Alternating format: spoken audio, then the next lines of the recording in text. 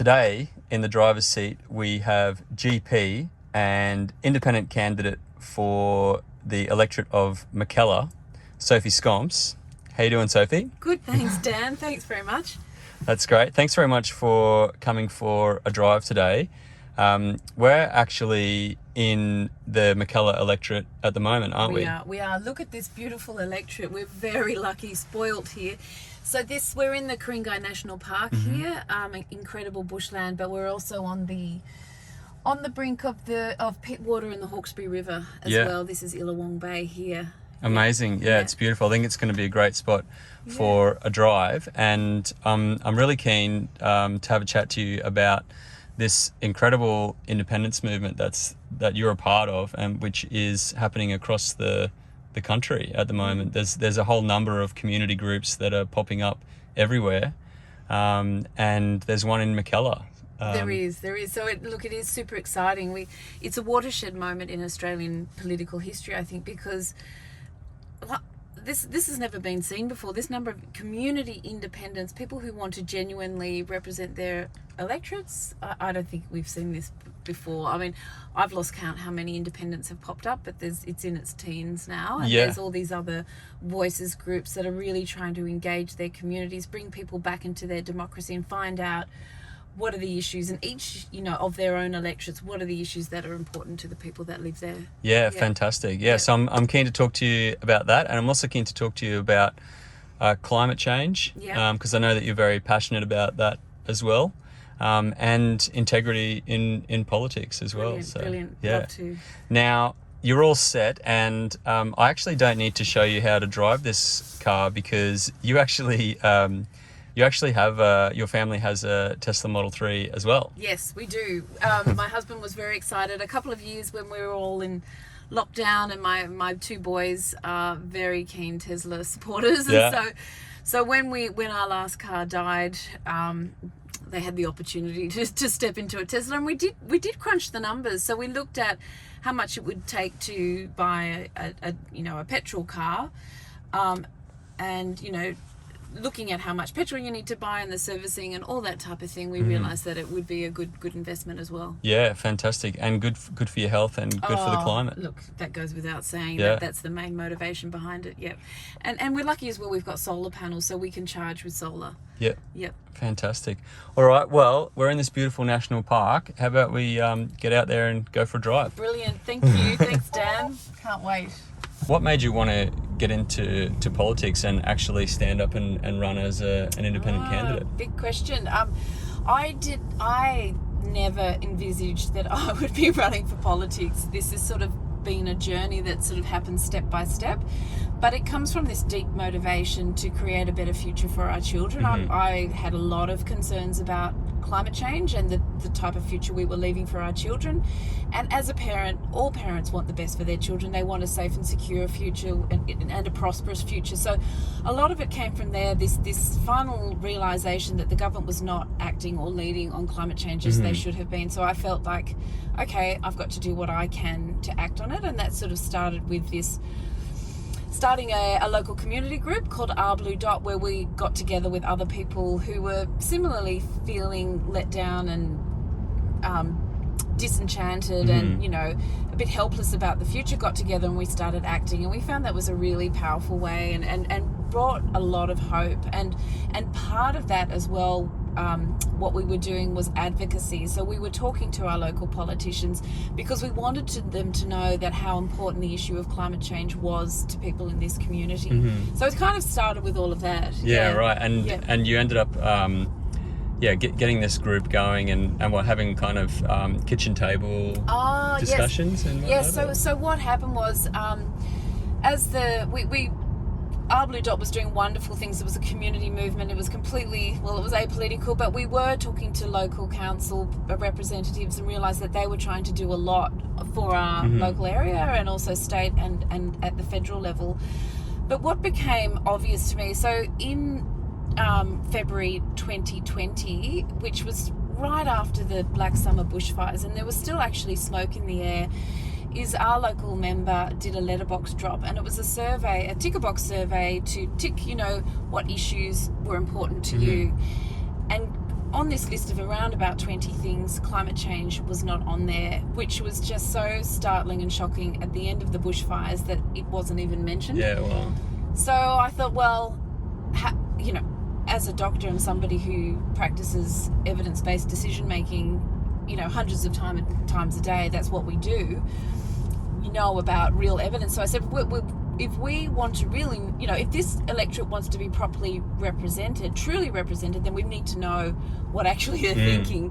What are the issues that are important to people who are living here? And so with some other women who were similarly motivated, we started up a Voices of Mckellar group. And that was purely to listen to the people in this electorate and find out what issues were important to them and what solutions they'd like to see. And it was based on that Voices model from Cathy McGowan down in Indy, which is so wonderful. So we held kitchen table conversations with around 500 people, and these are sitting down, you know, with a group of 4 to 10 people with a glass of wine or a meal or a cup of tea. And our role, or the role of volunteers, was purely to listen, to propose these questions. What do you love about living in this area? What are the issues that are important to you? What solutions would you like to see? And also, what type of leadership or what type of representation do you want as well? And what we found was happening at the end of these is the solutions people were coming up with was, well, if we want to be genuinely represented, then we need to have an independent representative, because at the moment we're feeling not heard, disengaged, and it's almost impossible to have your voice heard. And so people at the end of these kitchen table conversations would say, well, where's this group, where's this person I can support them? And nothing existed. And so after some months, Anyo Geddes and I stepped aside from the Voices group, and we started up Mckellar Rising, which was all about bringing together this grassroots movement of people in the community that were really keen to have to support an independent in this electorate. Yeah. Fantastic. Yeah, and you mentioned Cathy McGowan. About 6 months ago, I was fortunate enough to take the current member for Indy, Helen Haynes, for a drive in this car as well. And we had a fascinating conversation about the history of that movement. It's quite remarkable what Voices of Indy with Cathy McGowan did, and then Helen Haynes then made history by continuing and winning the following election as well. And now that group is really well established, and it's such a democratic group. I absolutely love the story about how that all happened. So Cathy McGowan was one of the first community independents, as you know, in that regional Victorian seat. And she said the story she tells, and you can listen to it on Richard Feidler's Conversations if you're interested, but it's so good. She talks about how one night she got a phone call from her nieces and nephews who were living in Melbourne, and they said, Cathy, you have to run as an independent. You know, these young people at university. Her nieces and nephews. Yeah, or her nieces. Wow. So they were studying at university in Melbourne, and they said, Cathy, we need you to run as an independent, which I think we've been sitting here and discussing it,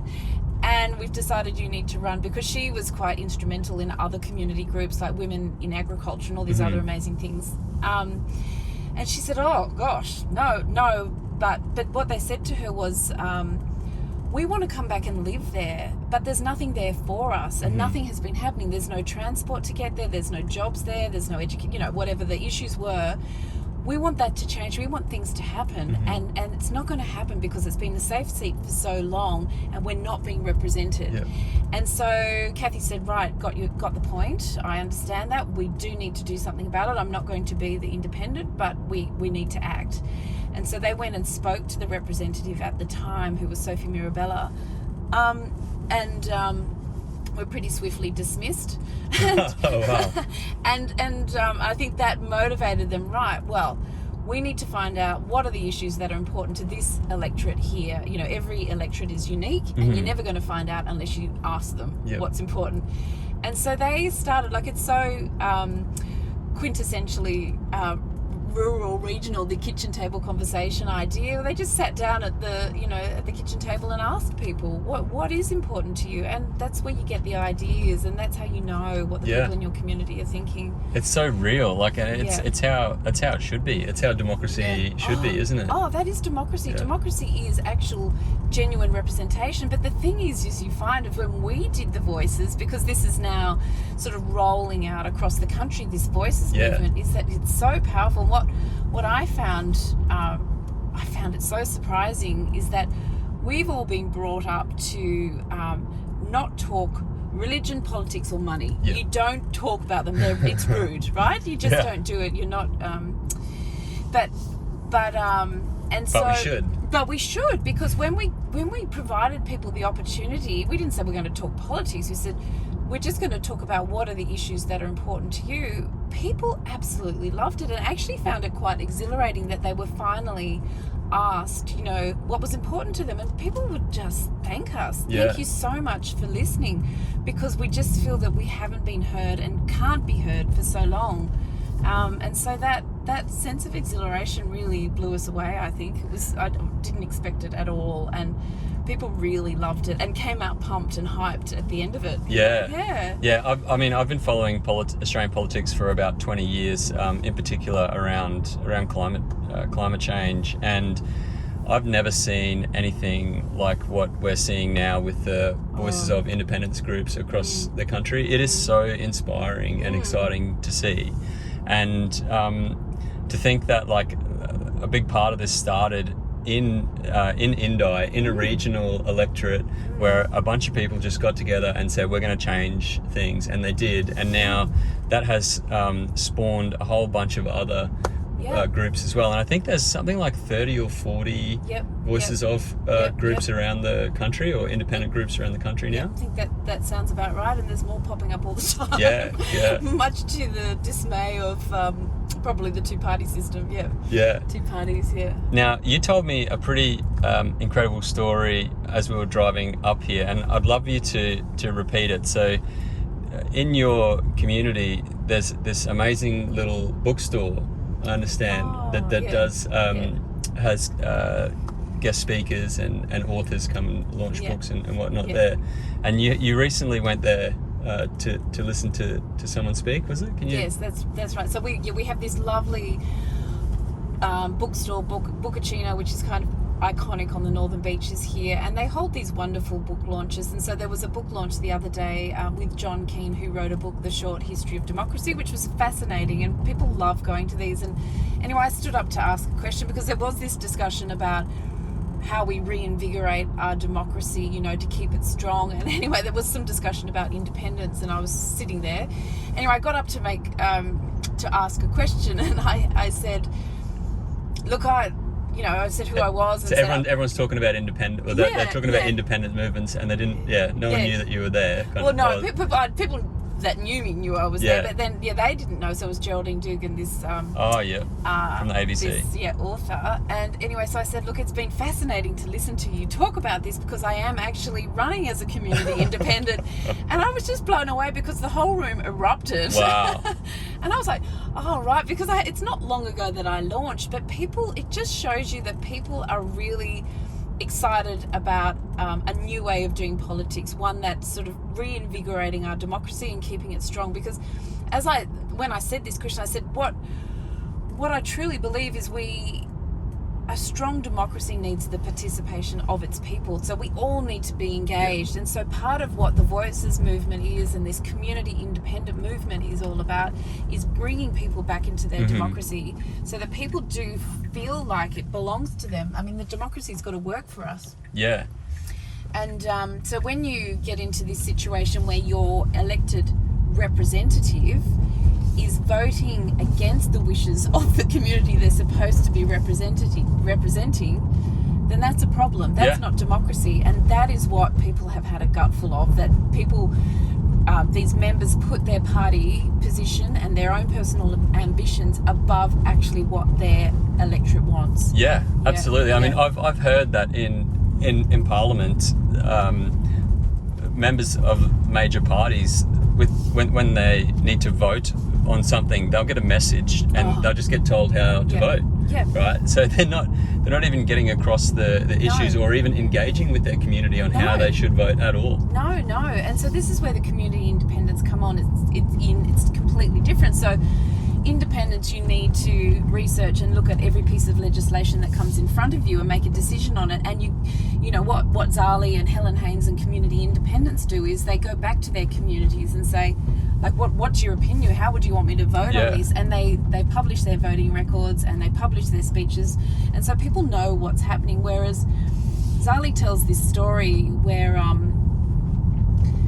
when Craig Kelly moved to the crossbench, so he was in the coalition, he was part of the Liberal Party, and when he moved across to the crossbench and there was a vote on a piece of legislation, he looked around at the crossbench people and said, well, who tells you how to vote?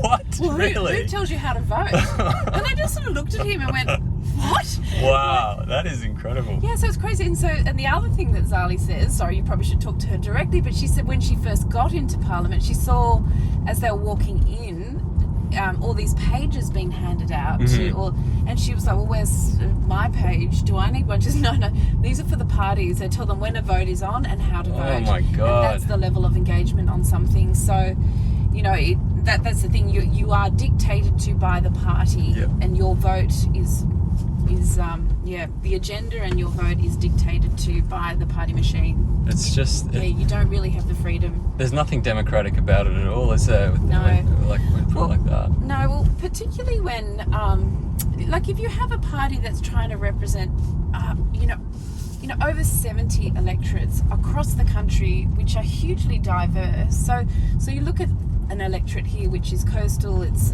urban, it's, and then what is actually the way that our member is actually voting is exactly the same as Barnaby Joyce and George Christensen, who are actually representing other electorates in central Queensland, and they're usually mining electorates, and so it's impossible for a party to represent this diverse cross-section of electorates at the same time. Somebody's going to miss out, and the electorates that miss out are the ones that are safe seats. And Mckellar has been a safe seat since it was created in 1949. It has never. There was one guy, I think the first guy who was the member for 27 years. The last 2 months of his terms, he decided to be independent. He saw the light, but that's it basically. Wow, that is extraordinary. So if there's a safe seat, we are it. Yeah, wow. Because that's a similar thing happened with Indy. It was also a very safe seat for the Liberal Party for like almost 100 years as well, I think. Yeah. But now it's not. No, but now it's not, and same with Warringah, because what the community independents do is we provide an alternative. So for the first time, we are a very conservative seat. So and when we ask people what's important to them, looking after families and small business is a huge part of that, because small business, medium-sized business is actually a huge proportion of this electorate. It's the backbone of this electorate. So you are economically rational, but at the same time progressive on issues that people want to see action on, like climate change, like integrity, like respect for women, like health, all these things. You know, people want to see the most vulnerable people in our society looked after and cared for properly. We're all going to be needing aged care services at some point. You know, we need to look after these vulnerable people in our communities and respect them. Yeah, absolutely. And just going back to how these major parties vote, you mentioned Barnaby Joyce before, and I know that your community has also made it pretty clear to you that they do want strong action on climate change. Definitely. However, the current local member actually has the same voting record on climate as Barnaby Joyce. Yes, that's exactly right. So the agenda is set by the Nationals Party. on climate. So it's sort of the decision making at the moment is being determined by these fringe dwellers from the National Party. And the National Party, when you think about it, they only get 4% of the national vote. So you've got this very minute, and not even all of them, you know, some Nationals representatives do want action on climate change. And so when you think of the tiny proportion of people who are actually controlling the entire national debate on things as important as climate change, that's not democracy. And so what the community independents do, because we're interested in issues like climate change, there's a number of hugely critical, crucial issues that need acting on now. And so what the independents will do is focus on the issues, not on ideology. You can work across the aisle with all spectrum of, you know, people from all political persuasions, because we're not worried about the ideology. We're just worried about getting solutions and outcomes. It's a really important point that needs to be made leading up to the election, is that a lot of these inner city current sitting members are trying to position themselves as pro-climate, when for the last 8 years they have been voting against strong climate policy, and they have been voting the same way as Barnaby Joyce, who has no interest in moving away from fossil fuels and taking any action on climate change. So I think it's really important to call out these particular members again who are trying to frame themselves as pro-climate but voting in the opposite way. Well, that's exactly right. We've got the lip service, but we haven't got, when you look at the voting record, that speaks for itself. So Jason's worried about this election because he knows he's not going to win on his track record, because he's got a voting record. We can all see how he's voted. But that exactly is what has catapulted me into this political life, because I never imagined I would be in politics. But I had a conversation with Jason after that ticker box survey where there was no climate change on the list of, you know, things that were important to people in the Mckellar electorate. Jason Falinsky had a mobile office. Sorry, this is a beautiful area, isn't it? Oh, this is amazing down here. So nice. Look at this. So this I'd say one of the key moment that catapulted me into this whole thing. I mean, there's been lots of moments, but I had a conversation. So Jason Falinsky, our current member, was doing mobile offices so he could meet with people in the community, which, you know, good idea. But he was it was in February 2020, just after the Black Summer bushfires, and he was surprised that the only thing anyone wanted to talk about was climate change. And as I said before, he'd just before this mobile office, he'd sent out a survey of a ticker box survey to find out what issues were important to the people of Mckellar, and climate change was not on that list. And we were still breathing in the smoke from the fires at that time. Yeah, it was, and a lot of people were very upset. And I should just say, as a doctor, when you look at research, that is not research. You know, that is a joke. That is not basing your decision making on evidence, which is what people want. And so did he say why it wasn't included on that list? So when I had a conversation with him at the end of this, because people were quite distressed, and I said, "Oh, Jason, you can see people are quite upset that climate change didn't feature on that list of yours, and we've just had these massive fires, and so, you know, if you are truly a moderate, as you say you are, then we need to start hearing your voice on climate change instead of hearing from Craig Kelly and George Christensen and Barnaby Joyce, about all these climate denials. I mean, all they talked about was arsonists and how it was the Greens' fault and how climate change didn't exist. So we need to hear from you, Jason, if you are going to represent this electorate." And he sort of looked at the ground and said, "Well, the issue is, you can't mention the words climate change in the party room because the Queensland MPs jump up and down." Wow. And I thought, he admitted that kind of thing. Yeah, he did. He was a little brutally. I mean, he was honest, but I think he was sort of blown away by this suggestion that we needed to hear from him. So he was, and so I thought, well, how on earth are you representing this electorate when you can see, and we hadn't done voices then, but if you talk to the people in this electorate, it is the biggest issue of concern for this electorate, and you can't even mention this issue, which is the biggest concern to your electorate and the biggest issue to face humanity probably since humans stood erect, and you can't even mention it in the party room. That is not democracy, and that is not representation. So, you know, I just thought that we've got to do something. Yeah, I'm sorry. Yeah, things have got to change. Wow. We need to reinvigorate our democracy if this is the best you can do. That Barnaby Joyce and Christensen and all those guys, if they are controlling the agenda and you can't even mention things because they will get upset. I mean, they're not worried about crossing the floor, but people like Jason have never crossed the floor. Never ever, because, you know, he's ambitious. Yeah. He wants a position in the cabinet, and you don't rock the boat and you do not cross the floor. You toe the party line. You toe the party line. Yeah. But what we want is somebody who's going to cross the floor, vote with their conscience, and truly represent us. Yeah, fantastic. Yeah. That's great. Now, I've been following a number of the independent groups over the last probably 6 months, and a lot of people like look at polls for how successful different things are going, but I have a different metric that I work off, and that's t-shirt sales. And so, because I'm not sure which campaigns, but I've seen 300 t-shirts sold, 400, and I saw one that sold like 600 t-shirts in a single campaign.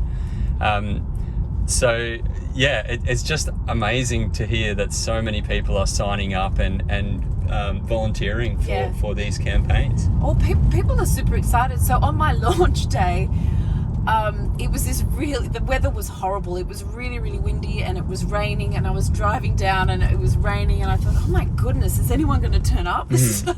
Anyway, got there and people were turning up, but we had printed 400 t-shirts and they were gone. Really? So they were gone in that day, in that morning, just as people arrived. So we had 500, 600 people there, and a lot of people couldn't get t-shirts because of it. So we've got people are excited, and people are keen to support, because we're bringing them in. We're saying, this is your democracy. If you want change, you need to make it happen. You know, I can't do it alone. I'm only one person, and we need to talk to everyone. We need to touch everyone in this electorate and know that there is an alternative this time around. It might not be for everyone. That's totally fine. But we need to get the word out there that this time around there's an alternative. Yeah, and I think the thing that people love about joining these campaigns is the sense of purpose that you get. We've just been talking about climate change. We know that it's critical now for us to act in the next few years. That means this election is critical. The stakes have never been higher, really. So I think people feel helpless when they sit back and watch things play out. But taking action is the best remedy to despair, really. And that's why these movements are getting so many volunteers, and why all the volunteers look so happy in all of your photos, because they are getting that sense of purpose. Which people used to get back in the day with democracy, but which has eroded over time, I guess. So look, you've hit the nail on the head, because I went through that same process myself, from feeling helpless and disempowered, and how can one person make a change or make a difference, to, you know, when we did the community group, the Our Blue Dot, we just felt that once you start to act, so we came up with this saying, action brings hope, but acting together brings change. But it was all about this sort of changing the dynamic from, you know, despair to action and hope, and then building on that and bringing people together. After I launched, the most wonderful thing that the messages I was getting from people was, thank you so much. Thank you so much for stepping up and putting yourself out there, because for the first time in years, I feel hopeful. I was like, oh my goodness, you know, that is just exactly what we want. We want to bring people back into their democracy and re-engage people, because people have just been shutting off in their despair, just switching off, disengaged. The government has actually been trying to silence and cut people off, because, you know, the whole rhetoric around, the latte sitting lefties from the central whatever, from the cities, you know, and it's just a way of gaslighting and dismissing and undervaluing people's opinions.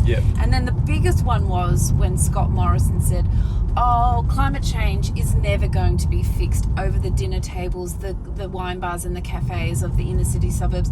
And that just wiped out a massive population. He just devalued the opinions and the values of hundreds of thousands of people. He just dismissed them. And that is that was done on purpose. Yeah. Back out. But it didn't work. Stop speaking up. No, it didn't work, because what happened was people got angry. Yeah, they went to their wine bars and they got angry. Yeah, we went to we had our kitchen table conversations and we talked more. Yeah.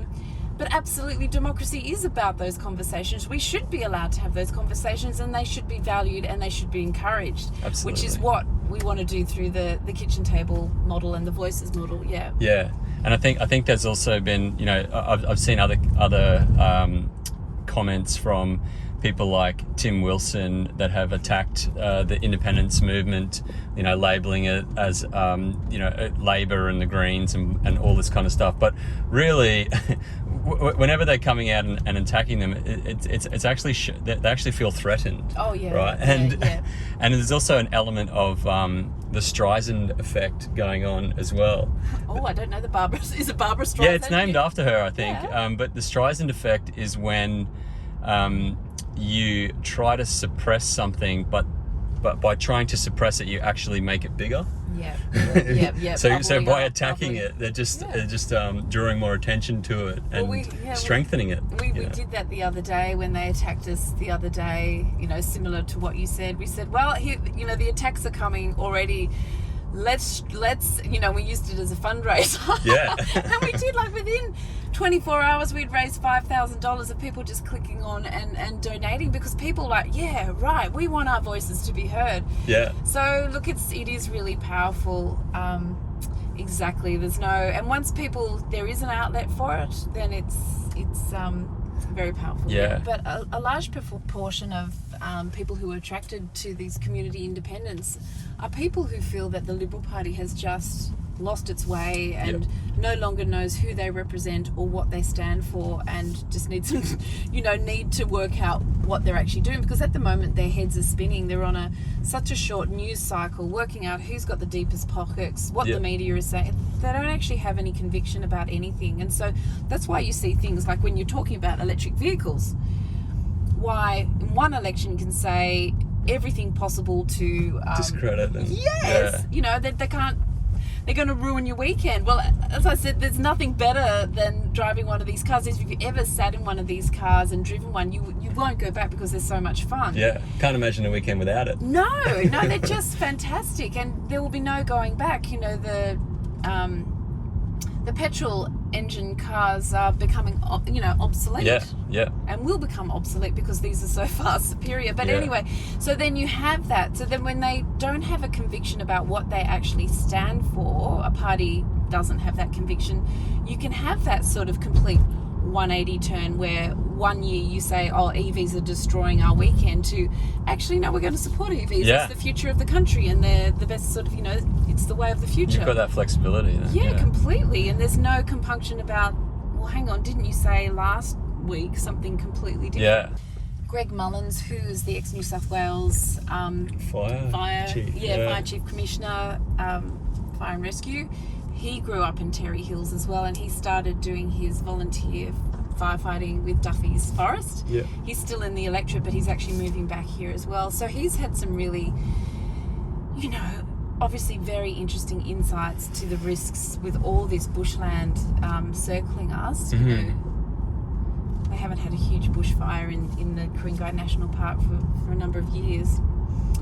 Yes. Yeah, I mean, he's another person who just showed so much courage speaking up after the bushfires and calling it out and saying, this is climate change. And you mentioned before how there was smoke in the air here, and Jason Falinsky put out that list of what issues are important to you, and climate change wasn't on there. And I remember at the time, even Scott Morrison saying now is not the time to talk about climate change during the bushfires. Yeah, exactly. When is, if it's not now? Yeah, when? if not now, when? They haven't been talking about it since either, unless they've had to, been dragged there, kicking and screaming by, the independents and things like that as well. But they just would never talk climate change if it was up to them. Yeah. And just on the smoke stuff now, you're a doctor. I'm interested to hear your thoughts on the health impacts, not only of like the smoke events, but also climate change more broadly. Well, pollution and smoke. There's all sorts of research coming out now around the smoke during those bushfires. Is the number of excess respiratory deaths and other deaths, cardiovascular deaths, heart attacks and things as well, but also low birth weight babies that were born and miscarriages and things like that. So it really does have an impact, and those kind of numbers will only come out in the years following. But the other thing is, even just air pollution is there was a recent study that I found amazing, like startling I should say, is that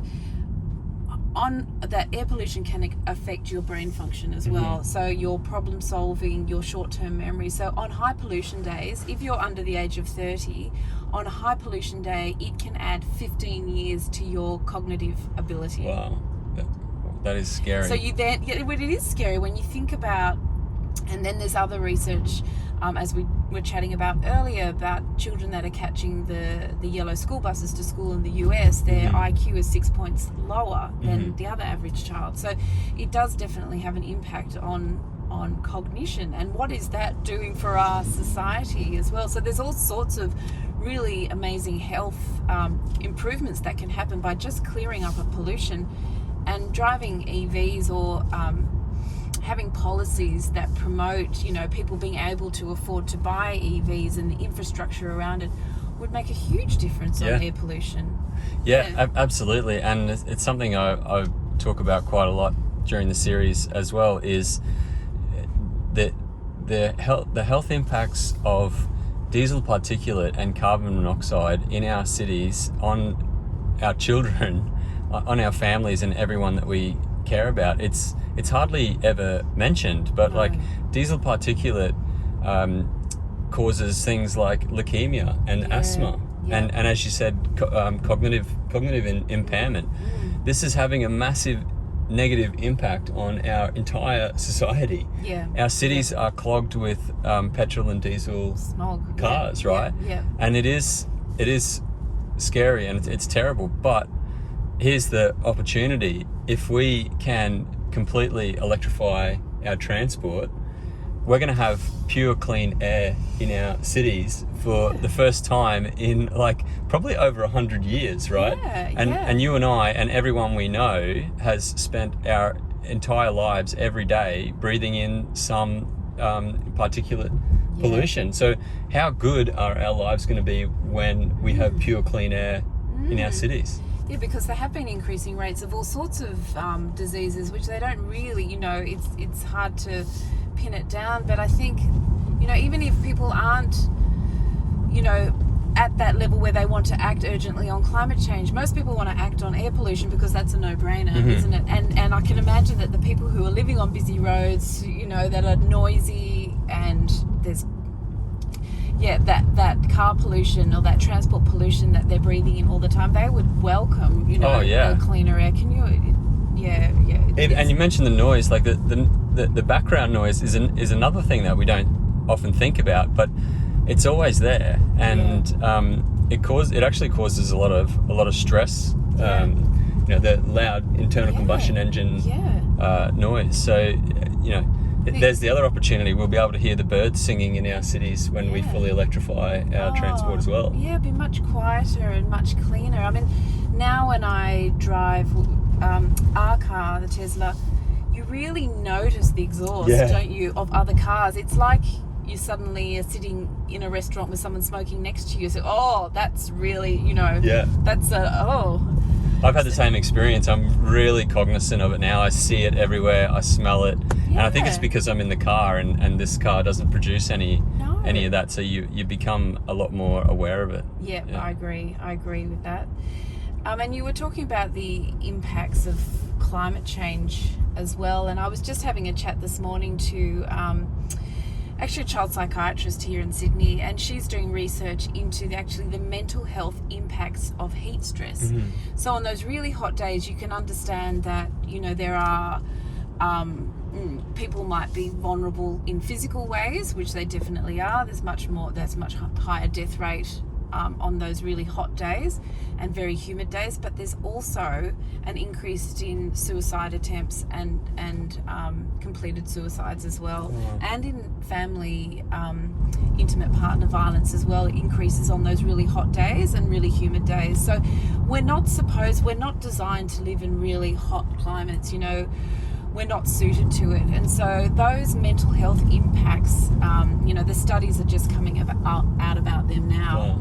You know, it's fascinating. It's amazing. You would never imagine that, but it's a thing. Yeah, there's so many impacts that climate change is going to have, which we don't realise or we don't think about, and that's just another one. And so many of them intersect with other issues as well. And and you mentioned we haven't evolved to live in these, you know, really extreme heat environments, and that kind of made me think of how climate change and emissions have been framed, right, by the government as that we have a budget that we have until 2050 or whatnot. We can keep burning. This is incorrect framing of climate change. We are already above safe levels of atmospheric carbon dioxide now. Right. Wow. And every ton of carbon dioxide that we pump into the air puts us further into that unsafe territory. So it really means we have to act with such urgency, and we shouldn't be trying to get to net zero by 2050. We should be trying to hold out. Well, 2050 is way too late anyway, isn't it? We all know the science says if we only get to net zero by 2050, we know, you know, that the climate is no longer that livable. It's an uncomfortable place to live, where it has lots of extreme weather events that just take away things that we take for granted, like food security, like water security, and there's going to be climate refugees. So it's the most massive disruption not far on the horizon that you can possibly imagine. And so it astounds me that a Conservative government does not want to act on climate change, because they're all about conserving what we have now, and it's going to be the most massive disruption. And it's going to be, there's going to be insecurity on so many different levels, and, you know, unpredictability, you know, these massive weather events. And what they're saying is that by 2050, if we're going on the trajectory that we're going on, it's going to be like having a COVID year every year. So it's massive disruption. People's lives will be completely turned upside down, and there won't be the security and the prosperity that we have now. And the other thing that I find really amazing is that organisations like the Business Council of Australia, which represents, you know, many of the biggest companies and organisations, including energy companies and mining companies, they too are urging the Australian government to act urgently, not just at any time, urgently on climate change, to at least bring carbon emissions down by, you know, to 50% by 2030, because they know if we don't diversify into that high-tech clean energy market now, Australia is going to miss out. We're going to be left behind. We don't want to be left behind. And so they're saying we're already missing out on trillions of massive opportunities already. And the other thing is, we're not going to be able to maintain our current standard of living, because when we're left behind, you know, that it's going to be very hard to catch up. So if we want to be ahead of the pack, if we want to be, you know, well, clean energy superpower like Mike Cannon-Brookes talks about, then we need to act now. And unfortunately, this government is on the back foot, looking backwards at the 20th century, at old, obsolete technologies. We want to be an advanced, future-looking country, and I want my children and everyone else's children to live in a safe environment and a beautiful environment. We're not even talking about protecting this absolute beauty and the diversity of the, you know, of the ecosystems either. We haven't even mentioned that. Exactly. And I really like how you mentioned that conservatives should be the first ones wanting to conserve what we've got, this incredible country with this incredible natural beauty. And so why aren't they? Well, as you said, the Business Council of Australia also wants strong action on climate. So it's almost like the government is the last ones left standing who are still resisting this change. So why is that? Well, let's look at their track record. COP26 in Glasgow last year, the global climate talks. We had Santos, one of Australia's largest oil and gas companies, had their branding on the Australian government pavilion at the global climate talks. So that just tells you what their priorities are. Yeah, exactly. We were just talking about why the Australian government refuses to take action on climate and is actually arguably has the world's worst climate policy, is holding up a global action on climate as well. We've seen Australia is just one of a handful of countries at COP26 who is refusing to take any kind of serious action. And we mentioned that Santos, one of Australia's largest oil and gas companies, actually had their branding on the Australian government's pavilion at the global climate talks. And so I wanted to talk about integrity in politics, because I've followed Australian politics for 20 years and I've followed climate change for about 20 years as well. And like so many others, I've been so frustrated with our inaction. And over the years, I've seen these close links between the government and certain MPs and the fossil fuel industry. And it's become apparent that, the reason Australia refuses to act is because the government is highly influenced by the coal, oil and gas industry. Yeah. And so I know that the independence movement are also running on integrity in politics. Yeah. And integrity in politics has a big impact on climate change.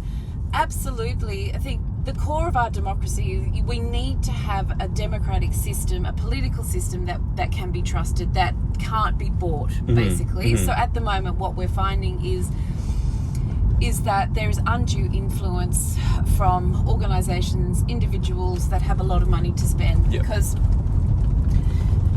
your donations are buying influence and they're buying decision-making capacity. And so there's a lot of different things. A lot of people are sick to death of the fact that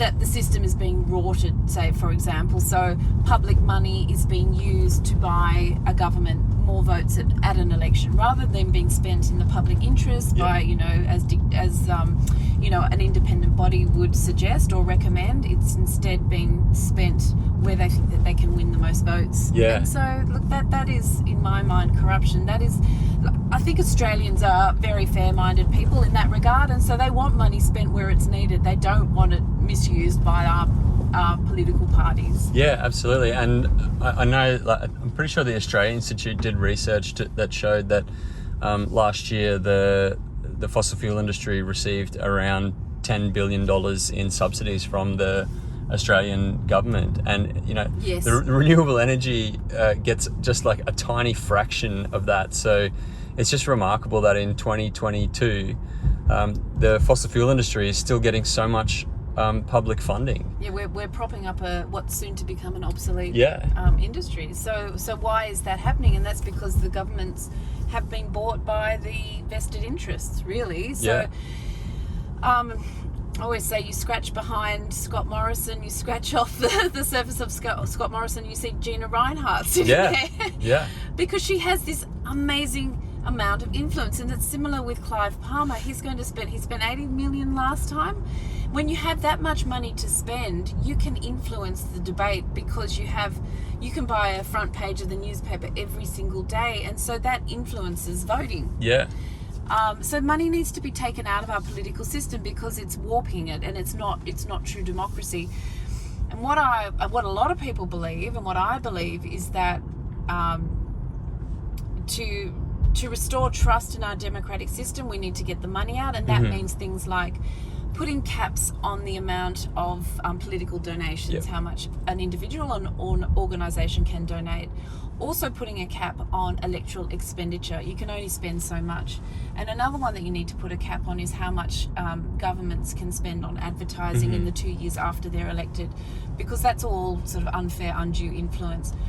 And we also have to widen or broaden the definition of what a donation is, because at the moment, I think it was released in the last couple of days, only 9% of the money coming into the Liberal Party was declared or disclosed. Only 9%. So there's $63 million that we don't know where it came from. 63 million? Yeah, $63 million. We don't know where it came from. And with the Labor Party, it's a similar thing. 17% of their total intake was disclosed. But the rest of it, I think it's 47 million or whatever, was undisclosed. And there's a number of reasons for that, because there's so many loopholes. One, you don't have to disclose anything that this year is below $14,500. And they don't aggregate it as well. So a single person or a single organisation can donate $14,000 whatever dollars or under that threshold multiple times, and that doesn't have to be declared. But the other thing is... it's kind of pointless having it almost, Yeah, unless you aggregate it. And then the other thing is that there's all these other ways that money comes in through party fundraisers, through membership fees, which can be thousands of dollars, and through corporate sponsorship of events. That can bring in a whole lot of money, and none of that has to be declared. So there's a whole lot of work that needs to be done. And then when you think about transparency, people want to know where money is coming, so where the influence is happening. So then there's things like bring down that disclosure threshold so that it's $1,000, and make it aggregated as well, so that you can't do $999 100 times or something like that. So make that disclosable and do that in real time as well, because at the moment the way it stands is, you don't have to disclose or report until 12 to 18 months after the donations quite often. So, following an election. So we need that real time disclosure, and we need to bring that threshold right down and put caps on the donations as well. And then that levels the playing field, right? And it takes that undue influence of money and individuals out of the equation. So there's lots. And then the other thing that we need to sort of tidy up is this whole lobbying system and the transparency around that. So what happened in New South Wales, they brought in measures so that ministers had to publish their diaries, so people are able to see who ministers are meeting with and what those meetings are about. I mean, that's pretty good as well. And what's at the moment at the federal level, they don't have to do that. No, I think what happens is if you're not only a proportion of people are registered, and they're people that are not professional lobbyists. Right. That's my understanding. So 80% of lobbyists are not registered. And it's, so our elected officials are actually meeting with a whole bunch of lobbyists, and we don't know about it.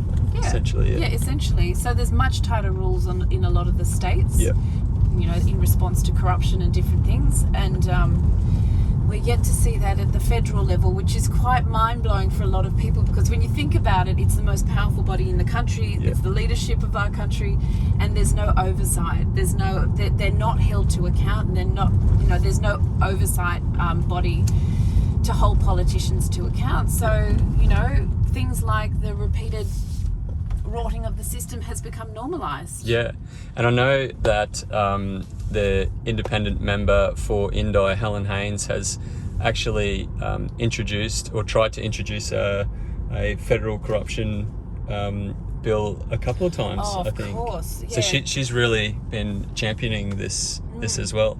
And that's when you talk about the power of an independent. So having a federal anti-corruption watchdog is not something that the government wants to talk about, and they have tried to run away from that as much as they possibly can and push that to the side. They did actually promise to bring one in at the last election and have failed to do so, and they did also create their own model in response to Helen Haynes's model. The model proposed by the government was actually more about protecting politicians rather than holding them to account. So it wouldn't take referrals from whistleblowers that had to come within, the parliamentary system, but also if a whistleblower could be sent to jail for 12 months. I just read that the other day, that if they referred something to the federal ICAC and it wasn't found to be true, then they could be sent to jail for 12 months. So if that's a disincentive to report anything, that's it. Yeah, they're trying to use fear to make people not speak up about stuff. Yeah. Exactly. So look at and I would just say that is the power of an independent. So issues like this that the governments or the parties would prefer to keep hidden in the shadows, they can be brought up as private members' bills, so that they become spotlit in the media and become a part of general discourse and debate within the public. Yeah. So often what happens is you see the government being dragged there kicking and screaming because of huge public pressure. Yeah. Is the power of an independent, is to really spotlight these issues that are important to those electorates. Yeah, and I know Helen Haynes, the introduction of that bill got a massive amount of media. So my next question is, as an independent, you're very engaged with your local community group. What do people in your local community have to say about corruption? Is it one of the main issues? Yep. So with the Voices of Mckellar, the top issues that were important to the people here were climate change and integrity. People are sick to death of the rotting of the system. And I think when we saw Gladys Berejiklian sort of shrug her shoulders and say, well, everyone does it. Fair enough, everyone probably does do it, but that's still not good enough. Yeah. It has to change, and there has to be reforms made so that it is not commonplace anymore. Yeah, you actually set up a local climate action group a few years back, and I wanted to ask, what was actually the tipping point that triggered you to do that? So I had been worried about climate change for quite a number of years, probably for a couple of decades. I just thinking back, it was probably around 2000 that I was starting to think about it and be concerned about it. But during that whole time, the last 15, 20 years, keep expecting that our leaders will lead. I mean, that's what we expect to do. We expect our leaders to act in the best interests of the population that they're representing. And so I had this expectation it would happen, and I finally came to the realization that it never was going to happen unless we made it happen. And so what happened then, I'd sort of come to that understanding, what can I do? And then I was having a conversation with my 12-year-old son and his friends, sort of saying, this climate change, talking gently about it. Climate change is going to be an issue for you guys, you're going to have to deal with it. And this beautiful 12-year-old boy turned around with a big smile on his face and said, yes, because you adults have failed us. Well. Yes, we have. And it was really around the time that there was school strike for climate change. And, I thought, we've left this up to the children to try and secure their own futures. Yeah. What are we doing? We as adults need to step up to the plate here. These children need to have a carefree, we all want our children to have carefree childhood. But, and what I realised was with that school strike for climate change, I mean, they had been dismissed by Scott Morrison as well. He'd sort of told the children, go back to school, let the adults deal with this, and dismissed them, out of hand. But the adults have not been dealing with it. So I decided as an adult, I needed to stand up and do whatever I could to do it. So just, joined together with, a number of local people and started up this group. But the other really amazing thing about that whole kind of journey in itself was that for quite a long while, I was looking around for somebody else to lead, this action in the community. Who will that person be? We really should do this. And I was trying to convince people to lead this. We should do this, we should do that. And people say, yeah, that's a great idea. We really should. Yeah. And nothing would ever happen, of course. But when I changed it, and I finally clocked that, actually, Sophie, why isn't that person you? Okay, you're highly privileged in your education, in everything, the fact that you very stable home environment at the moment. Why isn't that person you? Yeah. And so when I changed my language around from we should do this to I'm doing this, everyone was like, yeah, how can we help? We want to get involved. And it just burgeoned from there. It was brilliant. It was a real eye-opener as well. Yeah, that's amazing. And I think so many other people have had like a similar path as well. And mentioned to you earlier, but done quite a lot of climate activism over the last 2 or 3 years, but I've followed climate for 20 years and kind of was one of these people who I'd be shaking my fist at the TV, watching 7:30 report or whatever, but never got engaged, never did any activism or got involved in a local community group.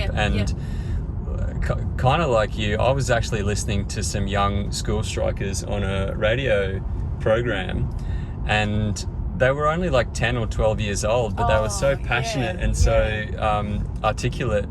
I thought to myself, well, you know, if these young people can show courage and get out there and do this, why aren't I? You know, and that was my entry point into the movement. And then once I was in the movement, I met all these other people who, you know, wanted strong action as well, and it just opened up this huge network for me. And since then, I've met so many people who've had similar stories. I was in Tasmania last year doing the series, and I took a farmer for a drive, and he is involved in Farmers for Climate Action group.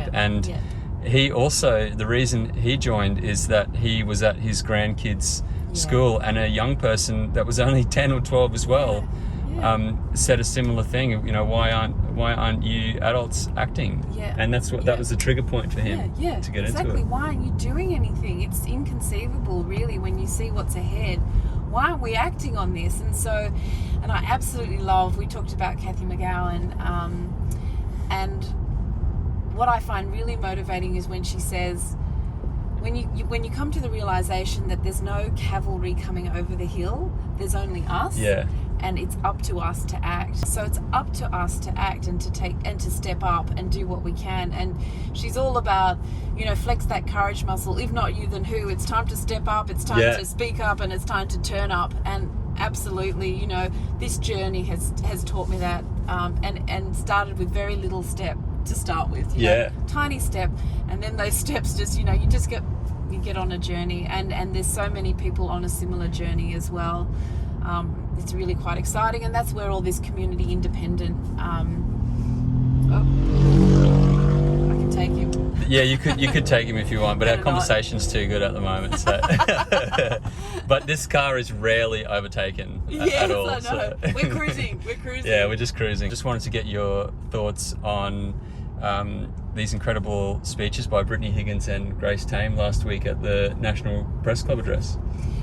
Well, exactly. They were so powerful and passionate, and I think if nothing kicks along gender equity and respect for women, then, you know, and those two speeches, look, they were really amazing. They were so impressive,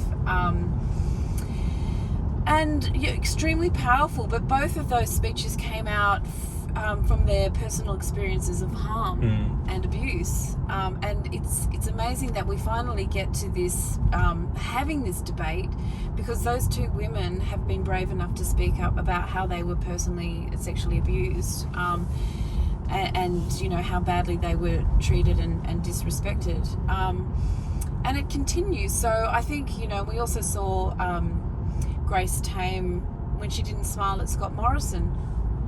I mean, my feeling is, why did she need to smile? That's perpetuating the abuse that she went through when she was a child. She was told to keep, you know, to put on the face. She was told to not speak. She was silenced. She was told to smile through it and not let anyone know. And I think Grace Tame was obviously very upset about the way that Scott Morrison treated Brittany Higgins' case once she came out and said that what had happened to her inside Parliament House. So, you know, it's this control of women, you know, how they should respond and act. I mean, that's got to go as well. I don't know why Grace Tame was expected to smile at someone she didn't want to smile at. We saw a very prominent journalist in this country actually write an opinion piece on how he believed that she should have smiled in that interaction, and we saw a huge backlash after he'd written that article, but it just shows how out of touch completely a lot of these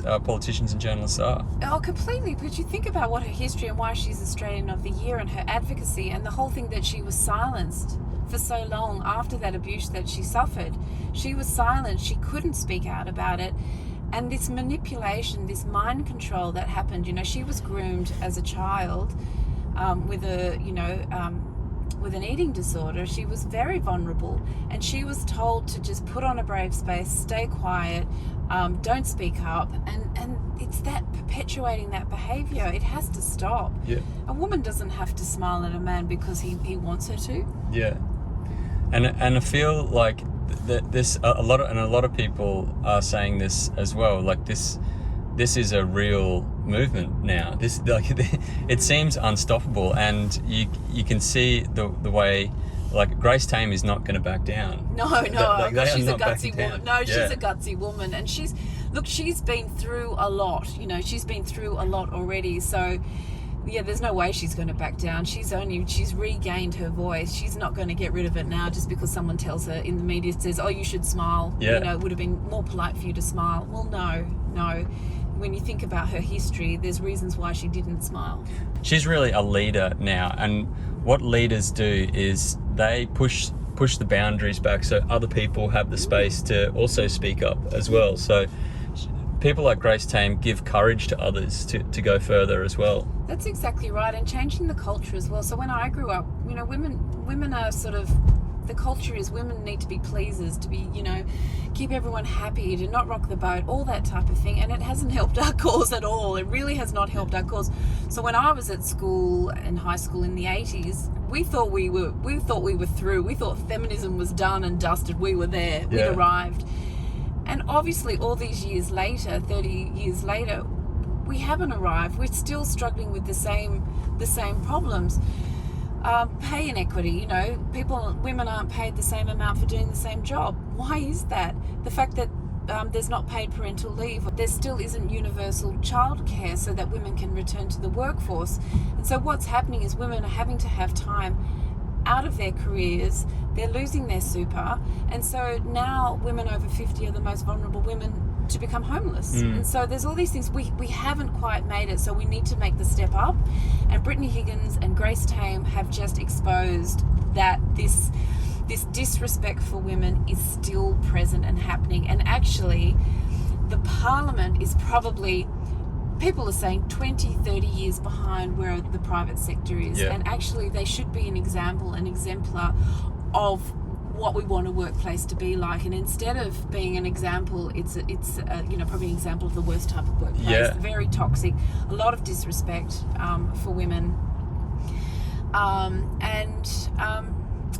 So we need to, so it's interesting, when we were looking for a candidate, a lot of people, men and women, were saying it has to be a woman. It has to be a woman. It's time for the women. It's time for a woman to come in, because we do need to have a parliament that does reflect our society. Yeah. And that's a balance. Yeah, absolutely. And, if you look around the world now at the countries, a lot of the countries that are doing the best, it's often a woman in charge as a leader. We see in New Zealand, Jacinda Ardern, like, what an incredible Prime Minister she is. And also until recently we had Angela Merkel in Germany as well. Yeah.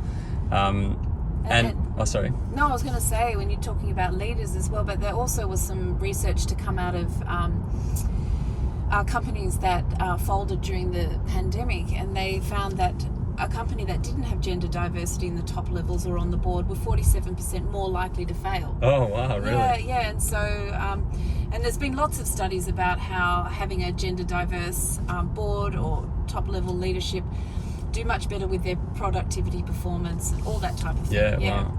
Thanks very much, Sophie, for coming for a drive in this electric vehicle today, and all the best with your campaign over the next few months. Thank you so much. It's an exciting time for a lot of us, and it's an exciting time for Australians as well, just to reinvigorate our democracy. So bring it on.